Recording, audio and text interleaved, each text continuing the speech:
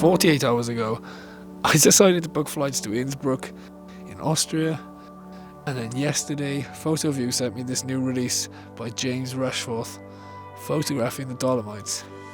And now today, I'm in the Dolomites.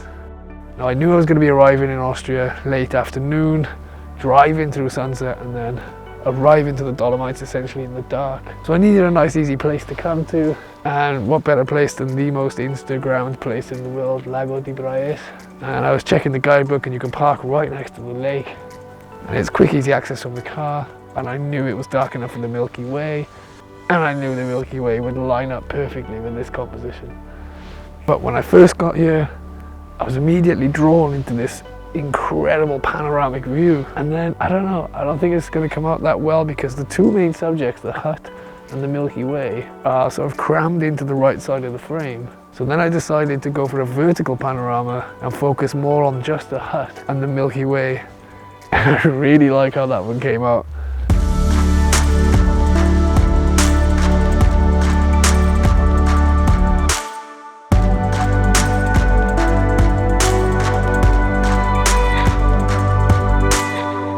It just feels so good to bag the first shot of the trip. Now I can go and get a good night's sleep. I mean, it's been a long day, and I just can't wait to wake up and see the views and see the light hitting the mountains. Oh my God.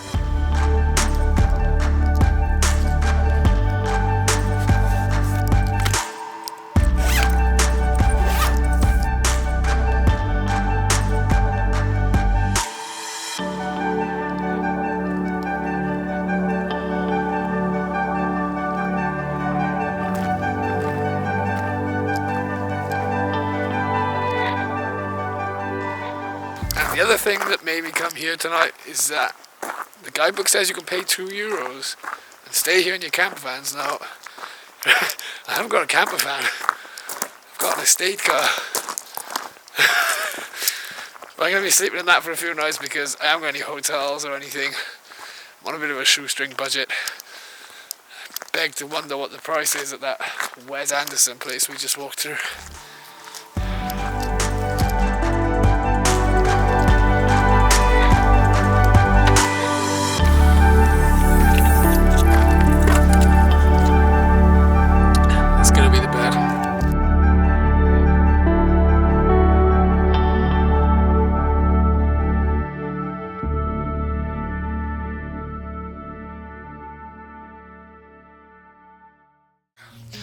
So this morning I woke up at Lago Braies. It was so busy there, I took the classic shots. It was just full of Instagrammers. Took a little walk on the lake, found some quiet spots, got some good shots. But now, look at that view. I'm going to take a hike to Lago Sorapis, which is like 2.5 hours hike. So hopefully it should be nice and quiet there.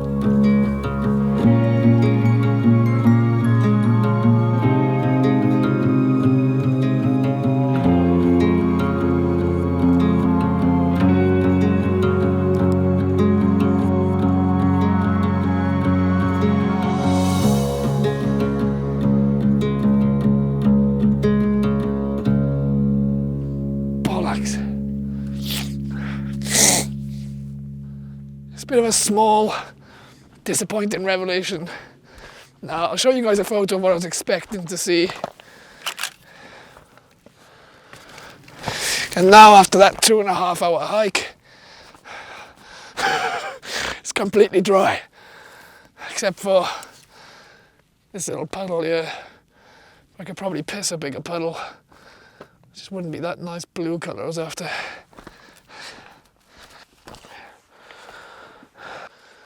I mean, it's not the end of the world. Could definitely work with this.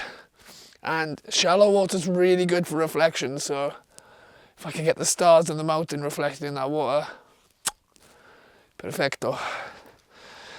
It's about an hour and a half until sunset, which gives me time to walk around, plan some compositions. I might try and catch the sunset from over there. I really hope that cloud does clear, because if that cloud doesn't clear, that's going to be a disappointment. I can live with a small puddle, but I can't live without the Milky Way. But immediately it's starting to get cold, so I really need to get my thermals on. Start wrapping up a bit. I think the forecast tonight is about -5, -6. So.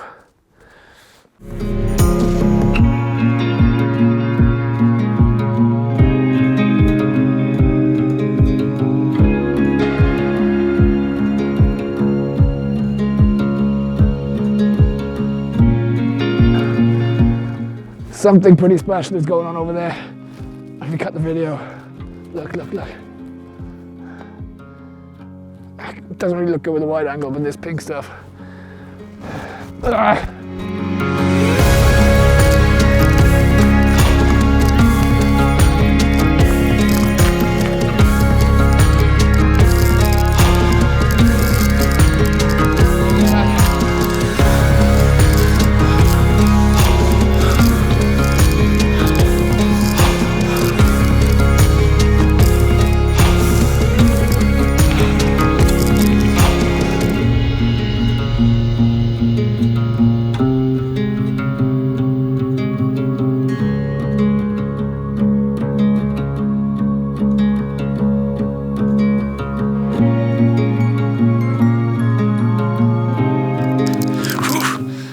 That was fun. A little bit out of breath, but at least I'm warmed up.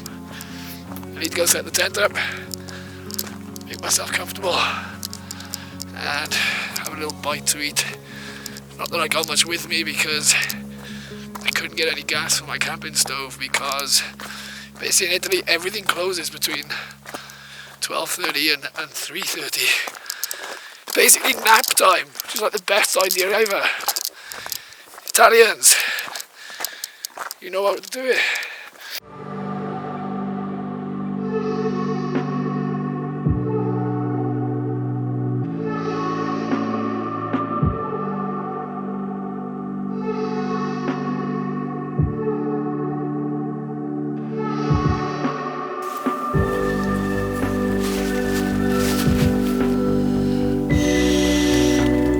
In case you were wondering, the tent is an MSR Hubba NX Solo.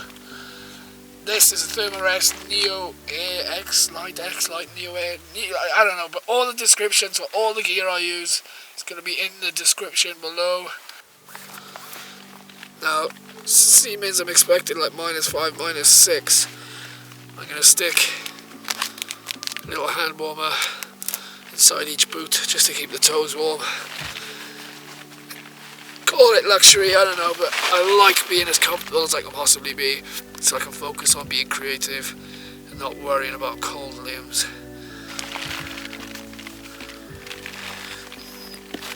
And I balance them on my toes and just kind of like ram them into the boot. The other problem is, I walked through like a little stream earlier, and it was quite deep, and the water got in through the top of my boot. So this foot's a little bit wet. That's going to be a problem, but I think when I see, if I see the Milky Way above that mountain, I don't think I'm going to give a shit about anything else. So No hot meals for me tonight because couldn't get any gas for the stove. So I picked up one of these Cliff Bars, chocolate and almond fudge.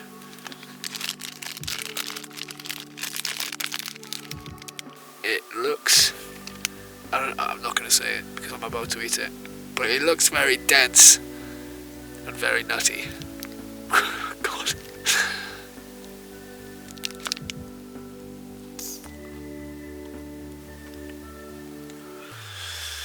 It's not very chocolatey. In fact, it just tastes like cardboard. Nutty cardboard.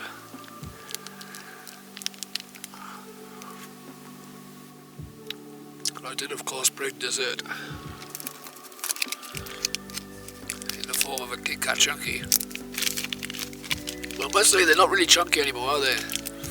They used to be chunky, but now they're just like, that's just a normal chocolate. That's not even a normal chocolate bar. It's smaller than a normal chocolate bar. Should be called Kit Kat Normal.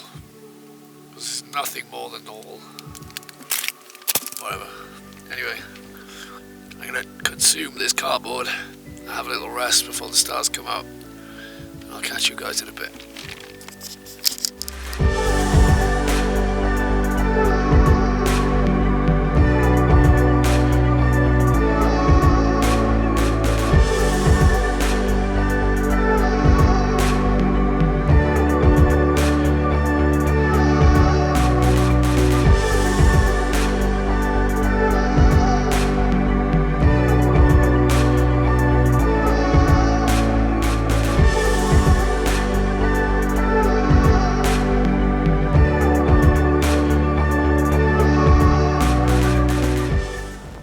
Okay, so I'm set up.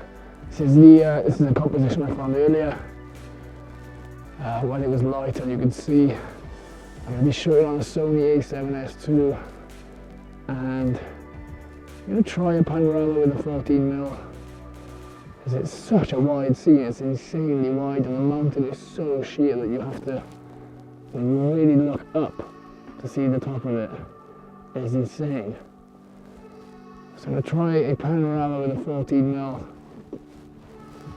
and I'm shooting at ISO 12,800 because it's really dark, yet we're surrounded by these mountains. There's no ambient light coming in, there's no distant light pollution helping me out. That's the last time you hear me talking about light pollution helping me out. And I'm shooting at f2.2. I'm exposing at 20 seconds from the sky, because that's the limit for the star trails, 30 seconds, sorry. And then I'll probably drop the ISO and do a longer exposure from the foreground. I noticed earlier there's a nice rock down there which acts as quite a focal point, with the lake behind it nice and bright. So I'm going to chuck myself in there as a silhouette. So I'm just going to have to stick it on continuous shooting mode, use the wired intervalometer, and take photograph after photograph after photograph. And then I'm just going to run in the scene and try some various poses, and then I can choose the best one. The Milky Way is in the perfect position right now. It's just perfectly in line with this mountain. It's called Dita di Dio. Italians, ever biblical in their nomenclature. It means the finger of God. And I'm not going to argue against that name. I mean, it is such an impressive mountain, and it just looks like it's touching the Milky Way. It's insane. Oh, it's just such an incredible view.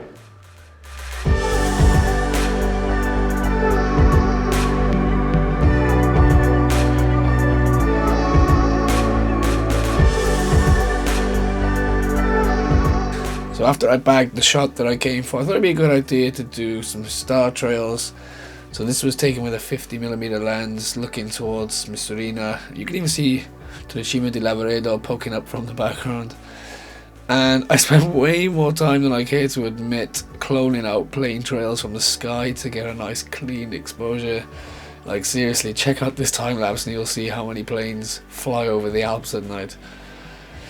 Anyway, at this point there was a bright white and red flashing light making its way towards my location, and I was pretty sure I'm about to get busted for camping, which is like a €5,000 fine. But I guess I'll save that part of the story for part 2.